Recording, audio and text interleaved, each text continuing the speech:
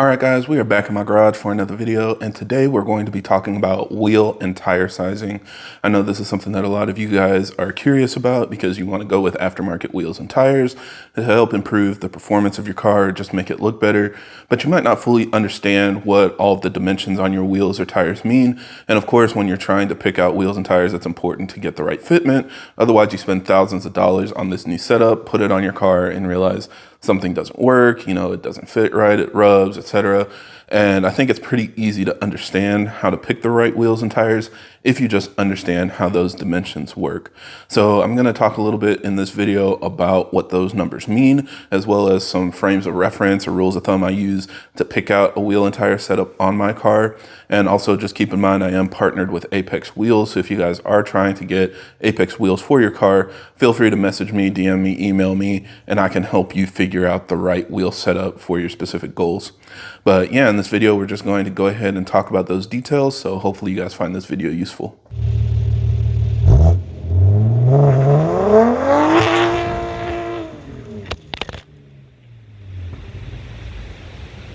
Now, as always, for everybody that's new to the channel, I create these videos to help keep you updated on the latest developments in our community, as well as discuss technical topics so that we have a better understanding of how our engines work.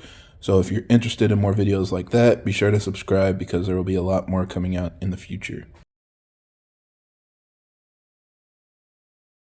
Now, the good news is that wheels and tires both are basically dimensioned with 3 numbers. So you're going to have 3 numbers for your wheels, 3 numbers for your tires.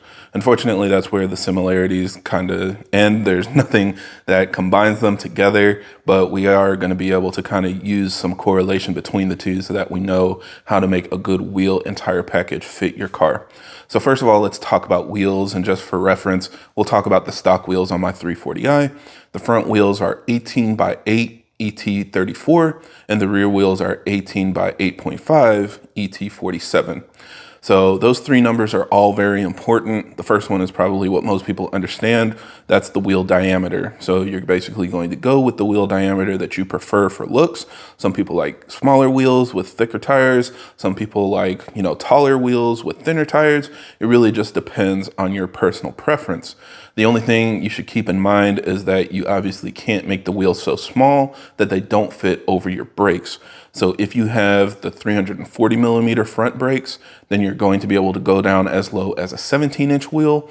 But if you have the 370 millimeter front brakes, you can only go as low as an 18-inch wheel. So if you do have those bigger track package or M Performance brakes and you want to run a smaller wheel setup, you'll have to actually swap your front wheels to that 340 millimeter setup in order to fit the smaller wheels over it. But other than that, it's basically just kind of the looks that you're going for. I like the looks of 18s on our car. I think it's a good balanced look with a good meaty tire, and it just works for daily driving for me. So I've got 18s on all of my cars, and it's been great in my experience. Now the next number is the wheel width. So again, my front wheels are 18 by 8, my rear wheels are 18 by 8.5, and so that means that my front wheels are 8 inches wide and my rear wheels are 8.5 inches wide. Now, this again is something that a lot of people know is critical, and they kind of know how this works, because if your wheels are too wide, it's not going to fit underneath your fenders. So there's a set amount of distance between your suspension and the edge of your fenders. And obviously if the wheels are too wide, then either it won't fit on the car, it'll hit your suspension before you can bolt it down, or it'll rub when you're driving around town. Anytime you go over bumps and stuff, it'll hit the fenders. So there's kind of a limited amount of width that you can work with inside or underneath your car. And that's, of course, a very critical component to make sure that the wheels will mount up and have a good driving experience. But it's not the most important aspect of your wheel fitment. A lot of people don't realize that that last number tells the entire story, because even if you get a thin wheel, if that last number is wrong, it's not going to fit properly. So the third number on your wheel dimensions is your offset, and that's a measurement from the center of the wheel to the mounting point on your wheel. So usually it's plus 20, plus 30, plus 40, something in that range. And as you go higher, it's basically pushing that mounting surface closer to the face of the wheel. So it's moving away from the center line of the wheel towards where the face of the wheel that you would be able to look at.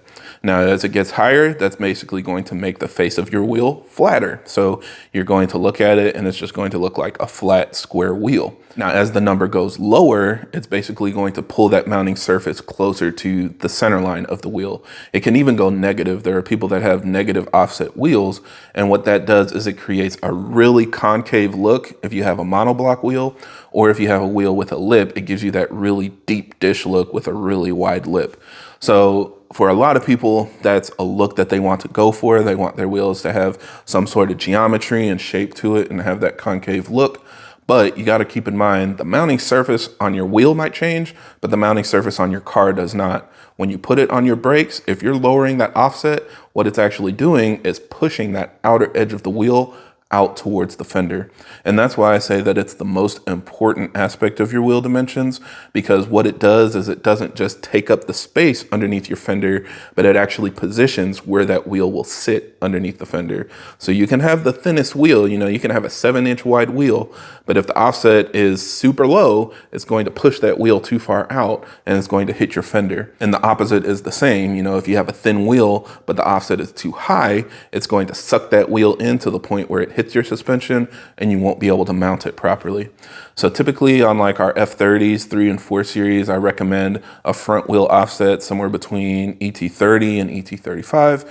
And in the rear, I recommend ET35 to ET45. And generally with the widths that people go with, anywhere from 8.5 to 9.5 inches wide, that'll be the right range to make sure that it clears your suspension and it clears your fenders and you won't have, rubbing issues and things like that. So now once you've picked out your wheels, it's time to pick out your tires. And again, there are 3 numbers that define the dimensions of your tires.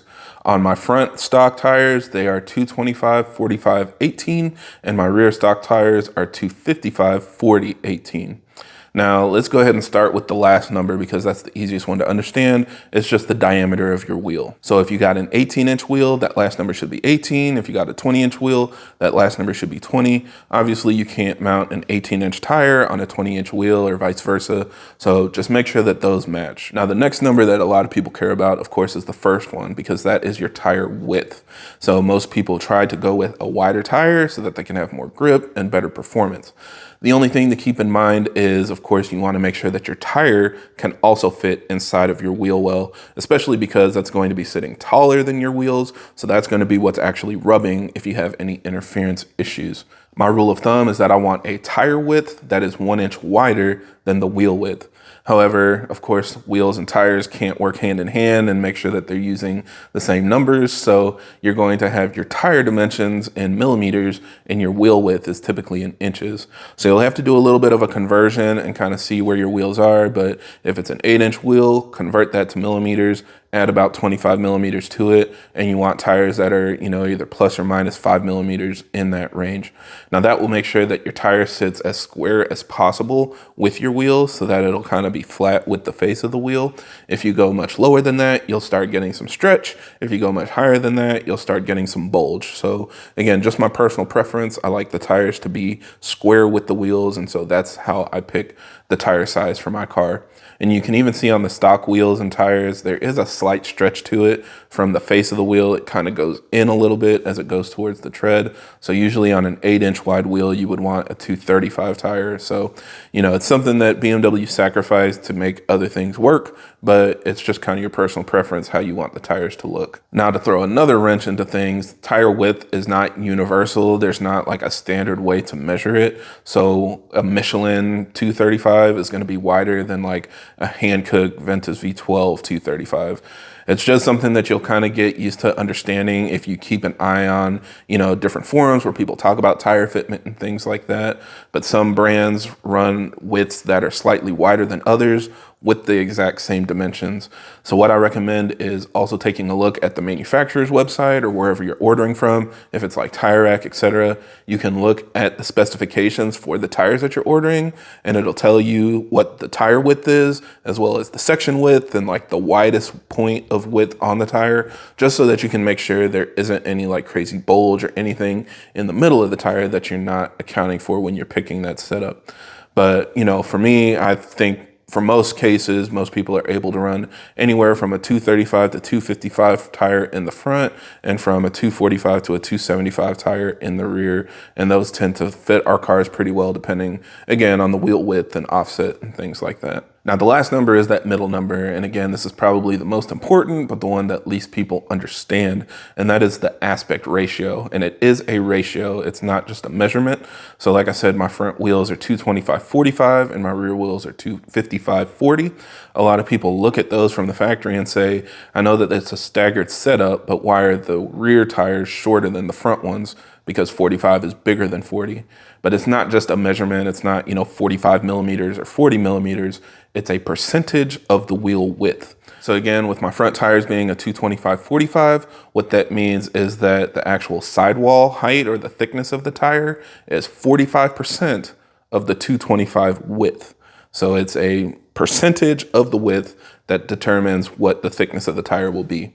Now, my rule of thumb when going front to rear on a staggered setup is you want to add 30 millimeters going front to rear and reduce the aspect ratio by 5%, which is the same thing BMW did. So going from 225, they added 30 millimeters to go to 255. And then going from that 45% aspect ratio, they went down to a 40% aspect ratio.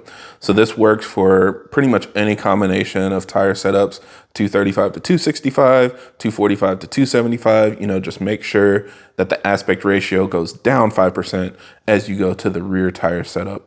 So this makes sure that the overall diameter of the wheels are as close as possible, especially for X-Drive cars. This is important because you don't want it to be more than 1% difference to help preserve the life of your transfer case. And usually if you follow that recommendation, it'll be at most like 1/10 of an inch difference between the front and rear wheels. Now, of course, my car is rear wheel drive, so I can kind of do whatever I want. I went with a wider, slightly taller setup in the rear, and on like M3s and M4s, if you guys look at F80 cars from the factory, the rear tires are actually taller than the front tires because they don't change the aspect ratio. So again, it just depends on how you want things to look, how you want things to perform. Especially with a rear wheel drive car, you have a lot more room to kind of switch things around. But most people want the look to have a consistent diameter between the front and rear. So that's why I follow that recommendation for most people.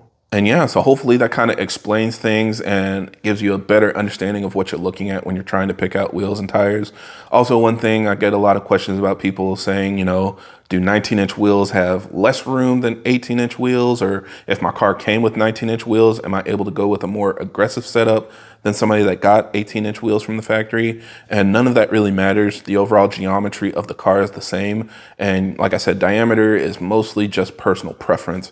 So what I focus on when people ask me if wheels and tires will fit is the width and the offset. And that'll be the same pretty much between any wheel combination. And then of course you just want tires that keep the overall diameter about the same. On F30s and F32s, the tire diameter is around 26 inches. And on F20s and F22s, the tire diameter is usually around 25 inches. So with an aftermarket setup, once I've picked out my wheels, then I try to go with tires that maintain that diameter and will fit the wheels properly with all the clearances and everything in mind. So in the future, I'll make another video showing you guys how to measure things on your cars. I'm going to be putting spacers on my car to make the stock wheels fit better. So I'll show you how you can measure for that, as well as measure to understand how aggressive of an offset you can go with, because a lot of things do go into that if you're lowering your car, adding camber plates, changing your alignment and stuff. But generally speaking, those are the rules of thumb that I go with. So yeah, I think that's pretty much it for this video. Thank you guys for watching, and I hope this helps. And if you have any other questions or comments, leave them down below.